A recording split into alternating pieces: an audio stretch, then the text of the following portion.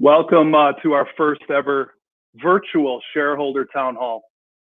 If you've been around at all during the last few years of Family Camp, then you've probably remembered that we've hosted a shareholder reception every summer. And those meetings have been an opportunity for you to hear from Stephen so that we could give you a peek behind the curtain and then tell you a little bit more about what's happened and then what's to come. And it's always a great opportunity for us to share with you kind of the behind the scenes at Sandy Cove. And if you've never had the opportunity to meet me, I've never had the opportunity to meet you. My name's Tom Ward, and I serve as the Director of Development. With me today is Stephen Weaver, our President and CEO. And then we're also glad to have our partner in crime, our colleague in development, Christy Milligan. She works alongside of us in fundraising and really pays attention to how we're caring for our donors. This summer, we had plans, big plans actually, to share what's next with you. And we were looking forward, honestly, with anticipation to launch a capital campaign. And there were so many good things on the horizon. And as you all know, because you're living through it too, COVID hit and changed all our plans and our priorities. Stephen, maybe I'll throw it off to you now. When you think back to a pre-COVID time, how were things going? Yeah. I appreciate that, Tom. I like thinking about pre-COVID because pre-COVID for us here at Sandy Cove was really a happy time and things were going great, kind of up and to the left in kind of all of our metrics. Last year, our fiscal year ends at the end of March. And so we were looking at our, kind of final entry to finish up the year doing quite healthy. We were serving a lot of groups, our sales numbers, our expenses were controlled. Things just were going kind of swimmingly. And that's kind of where we were. And we were pretty confident where we were and where we were headed. And then COVID hit, right? And then COVID hit. And so because we're located in Maryland, we were following closely along with some of the Maryland guidelines, following what Governor Hogan was suggesting. And so we did end up closing March 13th. And many of our employees were dispatched to work at home. Stephen, maybe you'd like to talk a little bit about some of the numbers related to employees and how that impacted them. Yeah, it's interesting. So in our winter months, payroll would look like, we've got 46 full-time benefited employees and about a little over 100 on our payroll when you take in kind of waiters, waitresses, housekeepers, things like that. And that part-time kind of guest-driven workforce, when we closed shop on March 13th, all their work essentially kind of went away. And then what we ended up having to do is really move forward with some furloughs. And so we furloughed kind of half of the full-time team. And then those that remained, we ended up even reducing their pay. Almost everybody, I think, at that point went down to 50%. But we were able during that time to secure the SBA CARES PPP loan that many people have heard about inside of the news. That eased the pain of the revenues lost, but we still had a lot of bills that were coming in and no offset revenue for it. So I can imagine, I was there. This was overwhelming to navigate. How did you navigate it? What did you put together in place that gave you some parameters and some direction? Well, early on inside of the process, we had kind of a few board members who came alongside and reached out, inside of all of this uncertainty. And honestly, they have invested countless hours in helping us determine a path forward. Many of these are people who own businesses or run businesses that navigated the 2008, 2009 recession. And so they said another way, this wasn't their first rodeo. And so they kind of saw what happened when you saw the economy changing on us. And we, but I would tell you, we really quickly learned that this was kind of more like bulls on the run, where, it just kind of like all the rules kind of went out the window. But we created a task force and met, at the beginning, really weekly. Many of the gentlemen have made themselves available. I talked to them quite often to kind of move forward with that. So I know you get this question a lot, whether it's in the elevator, as you round the corner, going out for coffee. How is Sandy Cove doing? How do you answer that? Yeah, it's a loaded question, right? Because it really depends on who's asking. All of us, back when we used to go into church, someone go, "Hey, how are you doing?" And there was this idea that you could just kind of get away with. Some people would say, "Okay, I'm doing fine, everything's good." But we like to do a little bit more with the people that are watching this, or shareholders, the people that care deeply about us. So to elaborate and kind of give you the answer that I'd give someone close is it's really hard. It's been Mm. a significant challenge. The image I've used with some people is this idea that it looks like a steep climb, but the steep climb sometimes looks like a wall. But you just realize there is a climb and we can make it up there. But we're up to the challenge in that we do have these people who have come around us that have helped us create a plan. They've helped us to kind of give us the best data that we can at any given point.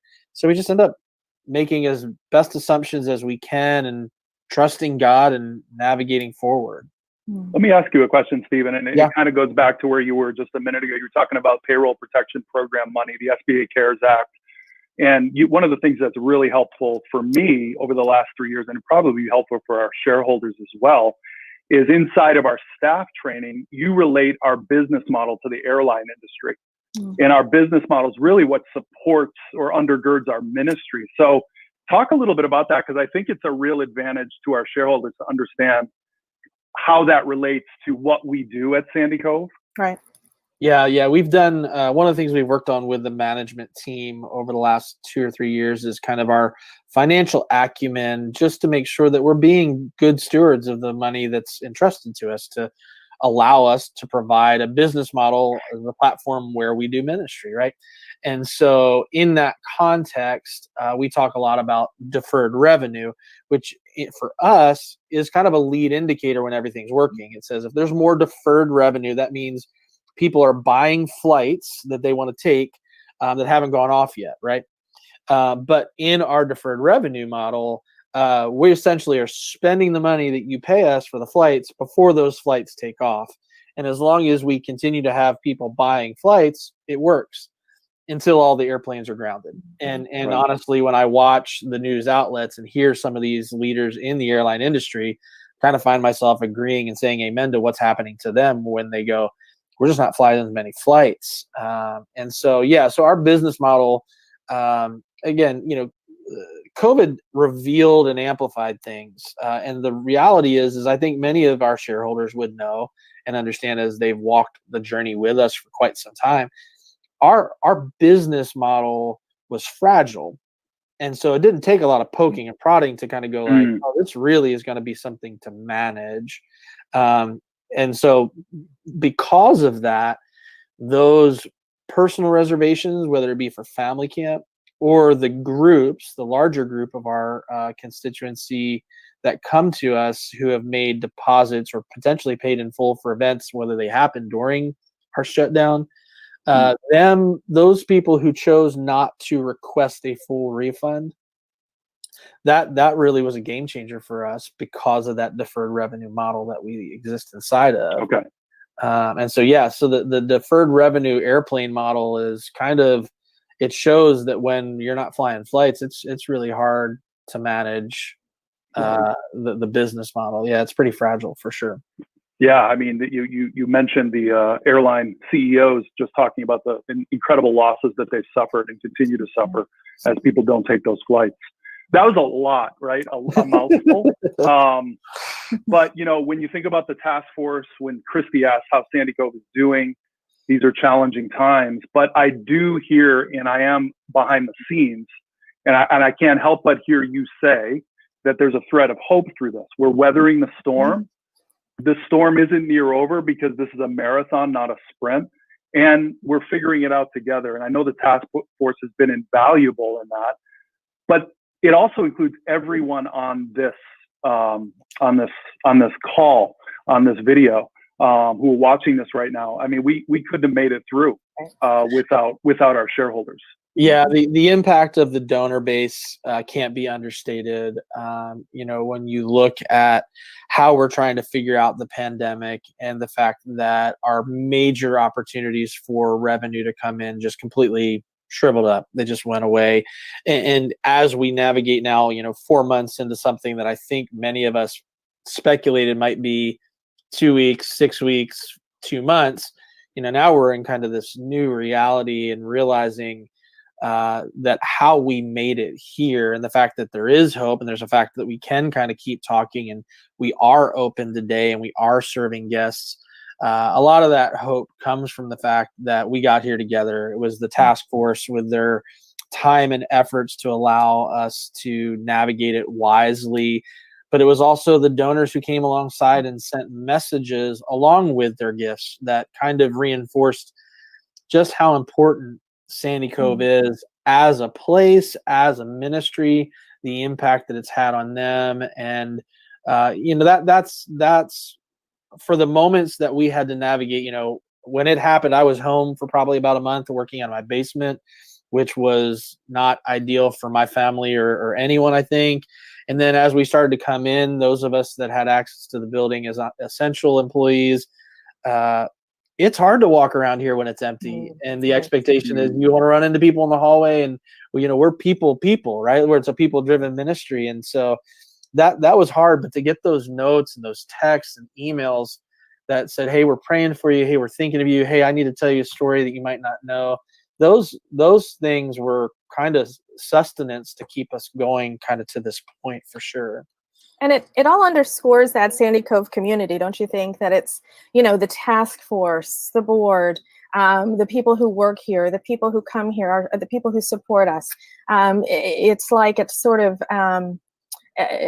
just broader into, a clearer view of what that community looks like and how important it is, and just how much they all love each other and how much they love Sandy Cove.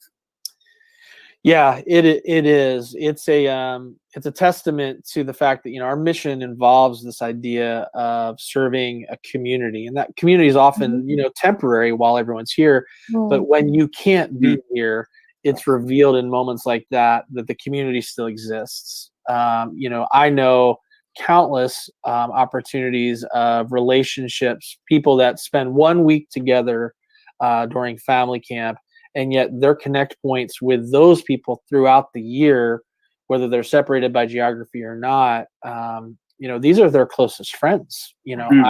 I find myself when you end up attending a funeral of someone who has gone on before, and you sit and there's kind of a section of knew you because of Sandy Cove. Like that's the only connect point. And yet this is the real parts of life where community shows up and happens. You realize it's not just about the place. It's not just happening on property. Community is a significant part of who we are. And it really, there's a full circle part of this too, right? That shows up where you go, the property of Sandy Cove Ministries was an opportunity for the community that existed to find a place to gather. And so what we came out of was a radio broadcast where everyone was listening going, man, wouldn't it be great to get together? We've got to come full circle in a lot of ways, where now we're finding ourselves finding ways to connect off property, even though the driver for the last 74, almost 75 years has been about coming to this place to gather. Well, and so that leads us to a next good question, which is what is happening to the ministry at Sandy Cove? How does that look different, and how are we meeting those needs? Yeah, it's easy in these seasons to get so focused on the business and the urgency of, how do you make payroll? How do you make things work? How do you figure out how you're going to make good on the flights that people have paid for? And the reality is I don't think it's going to come to any of the shareholders as a big surprise. I wasn't hired for my business acumen, not that I don't have any, but I didn't take a class on pandemic preparedness. That wasn't offered at LBC, right? And so it's been a struggle to kind of figure out how do you kind of keep things going, keep things afloat, but then also not lose focus to go, yeah, we can't be here. The governor said no. But that doesn't mean you can't do ministry. One of the pastors that I follow early on said, we're called to socially distance. And I've even heard people take issue and call, it's really about physical distancing. It's not even social distancing that we need to do. But we're not called to spiritually distant. Right. And so that was really the pivot that we tried to take and go like, as a ministry that has been very focused on opportunities that are ministry of place, happening here on the property here in Northeast Maryland and the other properties we had opportunity to steward. We look around and go like, what can we do? Where can we go that opportunities for ministry can happen beyond the spot that I could walk down by the water and say, this is where God answered a prayer that I had definitively. And I know if we opened it up, everyone's got those stories, those places, the little place on property that goes, the gazebo means something because I heard God answer a prayer there.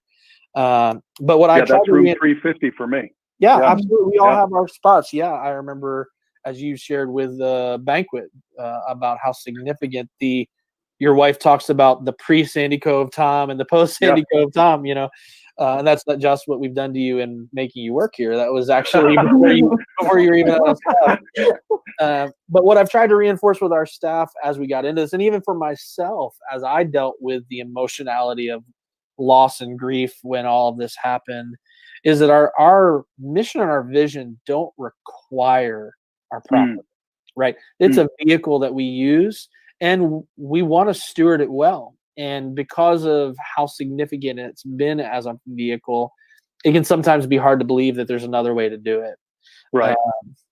But I think we need to think outside of the box, and for us, the box can be the property. And while I do understand and really do appreciate your term ministry of place, I think for many people, myself included, kind of just knowing the history of Sandy Cove as I do now, the ministry of Sandy Cove has always gone well beyond the property. You talked about being at funerals where a bunch of Sandy Covers show up and love on the people who are grieving. And it's true at weddings as well. I just heard a story this morning from a guest who they've been showing up at their each other's kids' weddings for years. And it's interesting when you think about it, because there is an opportunity inside of this moment to come full circle, right? Where the opportunity isn't just site or place specific, but it's even bigger and broader than that. And really, that goes back to our origin story, where we came out of. And, I think there's probably some interest for people to hear a little bit of your back story too, Stephen. And the opportunities for ministry that have emerged even inside of a COVID world.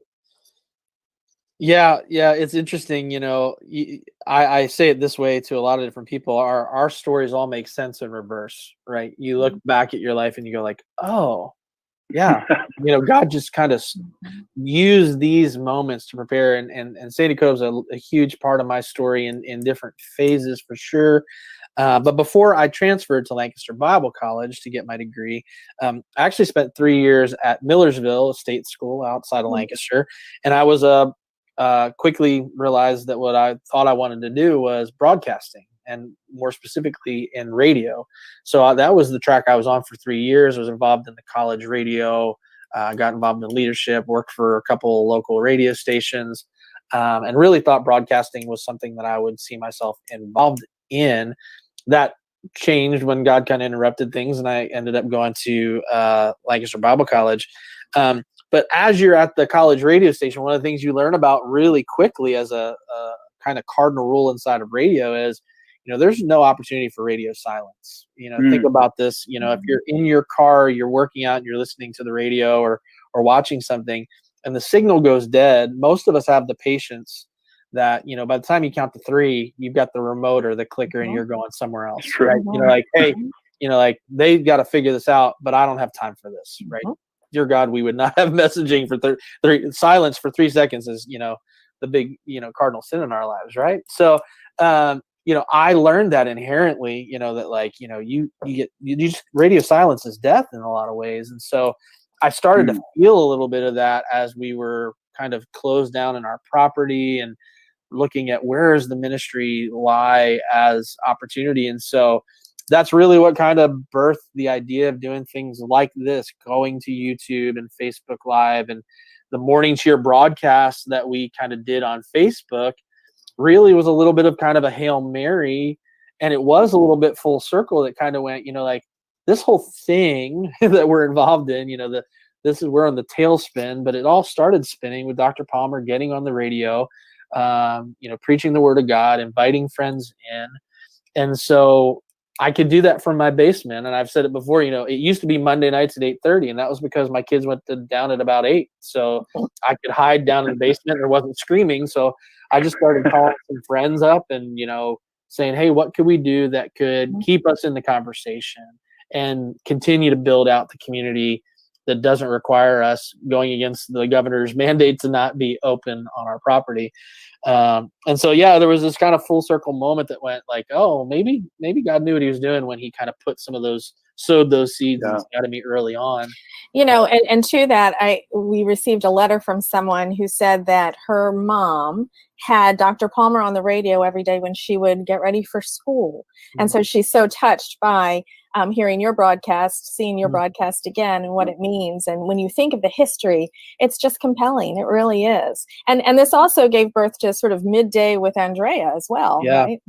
Yeah, that's fantastic. I so happy that it really, I think, we had a day event, one of our, what we call a girls' night out and a day off that was supposed to happen, where she kind of took the initiative after seeing that we were doing this technology. And she went, I wonder if we could get in front of the people who are disappointed that they couldn't be here. But what if we brought everybody together? And so she had the speaker and Michael Faircloth all in their homes, safely done, but put together something. And then it kind of hit. And so now she's kind of been a little more consistent and actually driven me to be more consistent as well. So we're doing them now. Monday, I do it during the day so that if there are people on property, they can potentially watch it live. And then she does the same thing on Thursdays, the Midday with Andrea, which has kind of a live audience if you're here on property and you want to watch it. And she's done her guests both digitally, and I think she'll have some live guests as well. But again, it's the pivot that you find yourself in, for both Andrea, myself, and many of us that go, man, like I can't stop serving. Like we can't stop doing what God's called us to. We got to figure out a way. And so, I was super, super pleased to see Andrea kind of lean into the technology and figure out how we get in front of people, connect people. Absolutely. Stephen, can you talk a little bit about, I know this is always under discussion, but I think anecdotally, you see that a lot of different camps are closing, haven't been able to open this summer or closing for good. Can you speak to just how we're faring compared to some of those others that you're looking at? I'm sure you're paying attention to what other people are doing. Yeah, no, that's a great question. It's a great perspective too. I think one of the challenges for us is that because of the nature of how we serve and how we're shaped and our overhead and our year-round facility, we only really have a few what I would consider peers in that context. I belong to a peer cohort, and we meet twice a year.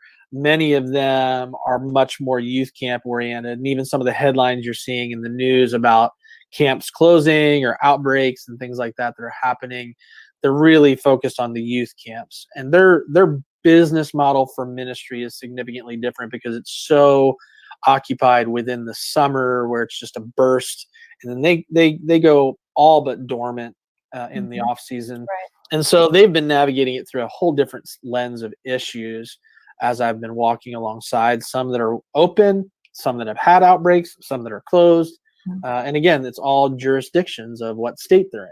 Right. But I would say of the ones that I would consider to be peers, I talked to a couple regional and local peers, similar properties, and essentially we're all navigating this the same way, and the challenge is the same. And I think the biggest issue for us as leaders in this ministry space has been consumer confidence getting to a place where they are willing to come and participate, whether it be program participants or group rental ministries. All that's really being affected by, you look at the map, you look at the news, and depending on who you listen to or what day or what statistic, I've heard it said this way, just because you're done with COVID doesn't mean COVID's done. I think for many of us, we've got to this COVID fatigue. We're done thinking about it or talking about it. But I think Tom used the phrase earlier that this is really a marathon that we're in. And one of my advisors at one point goes, like, we might be at mile marker 2. And I said, I think you're being generous, because the reality is we're taking at Sandy Cove a very long view on this. And I know my peers are as well, and I think that it'll be unfortunate, but I do think that those who did not act quickly, those that don't have the privilege of kind of the board members and task force that we had come around us so quickly to help us navigate our scenario. I think that fuels some of the statistics that run around as far as closures and what we might see happening in kind of the industry of camps and conference centers. Yeah. Sandy Cove is such an incredible place. And I know everyone's got their own Sandy Cove story. As we think about the future, and I know we've dreamed and schemed a little bit around this, Stephen, what our ministry model looks like going forward, because I think even inside of this pandemic and the challenges that it presents are opportunities, right? And I know we talked about recently kind of thinking of Sandy Cove in sort of delivering its mission in 3 ways: at home, on the road, and then at our place. And there is an opportunity for us to be in people's homes, to accompany them on their drive to work, and then to invite them back when things are better than they are right now. Though we wouldn't discourage them from coming this very week if they so chose. But maybe you could talk a little bit about just very briefly the ways that our mission is advancing in this moment, and the ways you think it can advance in the near future as we continue to kind of put our shoulder to the plow and think of creative ways to respond in a moment of great challenge. No, that's great. And yeah, I think one of the challenges we find before us in this is, we are still weathering the storm. We're not out of it. And so there is so much work that's yet to be done. And as the harsh reality is it requires us to reduce our workforce to be able to accomplish what we can accomplish with the predictions of the reduced revenues. That's just the reality of our situation. And so we're doing this on the margins of a lot of our schedules and availability, which are already pretty taxed and spread thin. And yet I also do think that for many of us on the team, the driver is significant to go like, yeah, but we've got to keep this community going. We've got to serve the people. Part of it is a driver that's great. I think as you talk about, in the home and on the road, these kind of non-place specific ministry opportunities, you do look at the resources that God has given to us in just looking at how many incredible speakers have come through. I've been in this role for the last 6 years and heard probably with very little exception, every platformed message, whether it be for family camp and our men's events and couples, and countless times I could point to that I walked away going, that's the best message I've ever heard. I mean, just really phenomenal communicators. And again, there's this full circle moment, Paul Palmer will tell the story in his lovable way of kind of the business model then was, Dr. Palmer was just inviting his friends. They were other radio guys and said, hey, why don't you come and speak to our people? And so there's a lot of that resourcing that is rich, and we're trying to figure out, is there a way for us to steward that's not space and place specific? How do we leverage the technology? How do we get everybody in the right seat doing the right things so that our margins aren't exposed? And then one of the things you said that is obviously near and dear to my heart is recognizing that inside of this challenge also exists opportunity. And I think that there are some opportunities inside of this cultural moment that we need to pay attention to. One, what's going on with church and churches as Yeah. they navigate and decide how to open up, should we open up, who shows up when we open it, what are their needs. But even more so than some of those issues, and they're big issues, Yeah. is all the people making those decisions, the pastors and ministry leaders, they're in a moment of significant need. And Yeah. so because of our relationship to many of them as either group leaders or just relationships to them through the ministry of Sandy Cove, we're looking and dreaming and scheming at how do we serve them well. Right. And so those are the things that when I have the time to think about things that aren't spreadsheets and banks and loans and payroll, I go, man, I would love to be spending time figuring some of these things out, because the fall is still a pretty big question mark. I think anything prior to mass distribution of a pill or shot is really got a lot of unknowns to it. And so there's a lot of time that we need to be doing ministry before we might be able to go, hey, let's pack 500 into the auditorium and call it a day. Right. So yeah, I don't. Those are good. things that roll around, but they're not fully baked. I wouldn't take it out of the oven and try to force it to anybody to eat right now. Well, hopefully it won't leave this live stream. Hey, if I could ask you a question, I know you wanted to pose it to us as well, and we'd be glad to take a stab at it. But I think as the leader of this organization and facing an amount of pressure that would be difficult for us to imagine as people who work alongside of you, maybe just share one or two lessons you've learned during this season. And again, Christy and I'd be glad to take a stab at that too. But I think coming from you, it would be good for our shareholders to understand, what is it that God is teaching you and how is he shaping you in this moment that continues. We thought it might be over April, May, June, July, but it seems to just linger. What is God teaching you, Stephen? Yeah, that's a great question, and it's a challenge for sure, because I'm trying to keep in front of myself, especially as we lead through the staffing issues. That we have kind of a collective response as an organization to COVID, but it's hitting each of us differently. Just even inside of the call, you all have families that are shaped with different seasons than mine. And so I'm navigating how to lead a 4-year-old and a 1-year-old with a wife through it. You all are leading teens and adults through it. And it's a different challenge. And so I would say that for me, very personally, and at the beginning, I did not do it well. And I'm grateful that the board members and the staff were very patient with me as I sorted through the immediacy of this. I think as a leader, it forced my hand to deal with it. But again, I would use the same language. It wasn't anything new. It was just something that was revealed and amplified because it was there. And one of the things that Paul Palmer, who has been kind of my senior most advisor and walked daily through the situation with me, has really harped on and taught me is this idea that it is an issue of daily bread.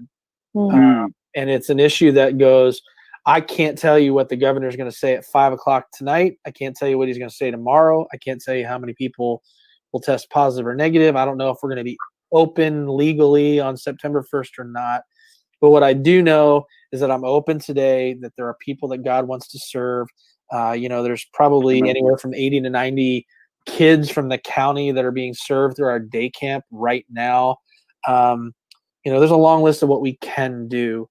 And getting my focus, I early on read through that passage in James where it talks about, in a really kind of condemning way, about talking about the future in a way that if the Lord wills it.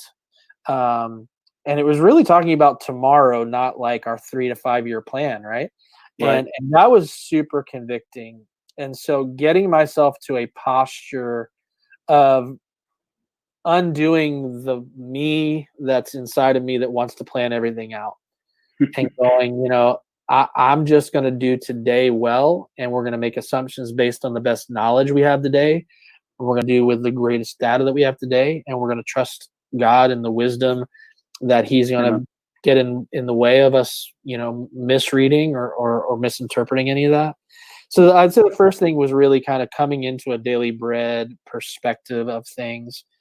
And then that leads into, at some levels, the idea that it's a greater deal of trust. I kind of made the joke with some people, whoever's praying for faith, they need to stop. Because I think this is what happens when you pray to grow in your faith is God goes, okay, I'll give you a pandemic, because it is all about trust. And, it's hard to walk into our offices every day and not see this huge sign that says Jesus never fails, and have to question yourself and go like, do I really believe that that's true? Right. And that phrase came about during the Great Depression. The banking systems were failing.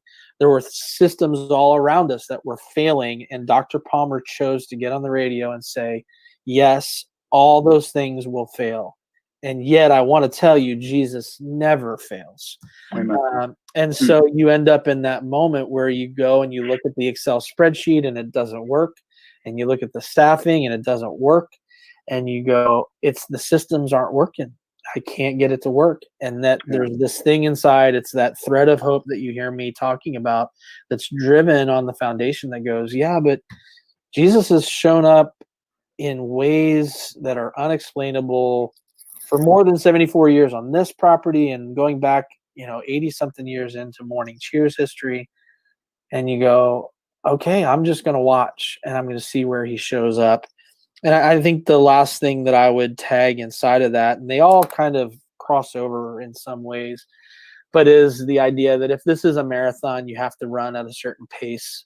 And so finding the balance that says, I'm not going to solve this pandemic issue by shorting my family and being here 12 hours a day. And so I've had to really, really force myself to take time and relegate it in ways that allow me to be healthy. It's said that the best thing we bring to our leadership is our own transforming self. Part of that transformation comes at a pace. It is run at a marathon, not a sprint. And so, those would be the three that I would really attribute would be the things that are coming out of that I hope not to lose. Should there be, like remember when, I hope that I never lose the perspective of our daily bread, and knowing that I need to trust God with everything. The illusion of control is really not there. And then the pace that we do ministry has to be realistic. There has to be rest as a part of the rhythm of how you do what you do in order for it to be done well. So I'll pose it to you all. I can't be the only one that's learned lessons in this time, and I'd be curious to hear how you would answer that for yourselves. I'll let you go, Christy. Well, I would have to say my identity in Christ. That's one of the big things, because regardless of where I am, where I'm working, who I'm working with, how I am an example to those young adults and teenagers at home, at the end of the day, it comes down to my identity in Christ. And that's what's informing all of those relationships. That's informing who I am here at Sandy Cove. But it's not the other way around. And I think that when you have something like this COVID pandemic going on, it stresses you in ways where lots of people worrying about their jobs. You come home to teens worried about their schooling, young adults worried about their college and what that's going to look like. It's easy to fall into worry. And so really sort of preaching to myself that, what really matters is who we are in Christ, that we're feeding ourselves a daily diet of good bread, getting in the Word to just remind us of this is happening. But really, what really matters is that we're not walking it alone. And whether we're walking it here or apart from here, that's what really matters. So I would say that. And the other thing that just in terms of lessons learned and is what, coming back to the community of Sandy Cove, I have the privilege of being on the first line of some of these letters of encouragement that we get from people who love Sandy Cove, and it is such an encouragement when you hear these stories. It just sort of underscores what it means to people, and so it's just lovely. It's just lovely, and it buoys you as you face some of the realities of what's been happening here. So just love that. So. Yeah, and to your point that you're making there, Christy, it's fun when we do get those letters, notes, emails, words of encouragement, text messages, as some of us have received over the months since March. We run into each other's offices with them because it is such a source of encouragement to us. The only thing I think I would add, and it's probably a segue, Stephen, here to the close, and really the prioritization of prayer, but early on, it wasn't March, but it had to be early April. Our directors met together on a Zoom call, which we did many of those during those early months. And we had a time of prayer at the very end. And out of my mouth came something that I honestly don't know exactly where it came from, other than me just thinking about all of what was taking place and how we would come through it whole on the other side. And that's that this is bigger than us, this pandemic, the challenges that we face, even at Sandy Cove, but God is bigger than this. And I've sort of found myself time and time again coming back to that phrase. I'm not saying it's worthy of a bumper sticker, but I certainly have found myself over and over and over again reminding myself that in every single dimension of my life, personally, professionally, as it involves Sandy Cove, this is bigger than us, but God is bigger than this, which is really why trusting Him, as you pointed to, and Stephen, you've alluded to, our daily bread, which is why prayer is such a crucial component of what we do to sustain ourselves through this. Yeah, we had the opportunity, and this was motivated. I'm really grateful. Debbie Masholi, who serves as a board member and a volunteer, came and said, "Hey, we need to be praying together. We need to be doing this together." And so, a couple, I guess, last Saturday or so, we gathered together and had a day of prayer where we all gathered to pray together in the same direction, and we crafted kind of 4 prayer points where we kind of we're focusing for what it is that you can come alongside us. Because I look at my own life and go, I wouldn't be where I am if it wasn't for a praying mom and a praying church, and the impact it's had on my eternal destiny, as well as where I am and how I survive where we are. But as a ministry as a whole, I know it does not fall on deaf ears, and it does not get old when we hear it, when someone goes, we've been praying for the ministry daily. We had a meeting this morning where someone shared that, and I know that it's why we are weathering the storm kind of as we are. And so I hope the technology works. I apologize if it doesn't. We'll try to figure this out, but I'll share them with you. The 4 things that we kind of crafted as prayer points. And so the first one is to pray for the Sandy Cove leadership, including the board of directors and the executive team, as they make difficult, complex decisions against the ever-changing backdrop. And so praying for wisdom, vision, and unity. The second of those being praying for the guests and group leaders who had to cancel or postpone their events because of the pandemic. Many of them use Sandy Cove as a getaway, a time for renewal. Pray that God would give them what they need right where they are. Third being pray for the Sandy Cove staff as they find creative ways to serve guests, maintain the facilities, and acclimate to the new normal of our roles and our workload. And then the fourth is to pray for the financial stability of our organization. Like so many Christian camps and conference centers, the shutdown stressed our resources like never before. Pray that we would be able to meet our obligations, find creative opportunities for ministry in this new environment. And so the technology has gotten in the way, and I'll try to get that out there so you can see us again. But yeah, well done. I think that the reality for us is there is a thread of hope, and hopefully you hear it as we share today, that we definitely believe that there is another side to this. As I have had people come and say, "Hey, doesn't this undo you? I mean, this is really going to do you guys in. Mhm. And I go, I'm just not there based on what I see and what I know. And I really believe that God's not done with us yet.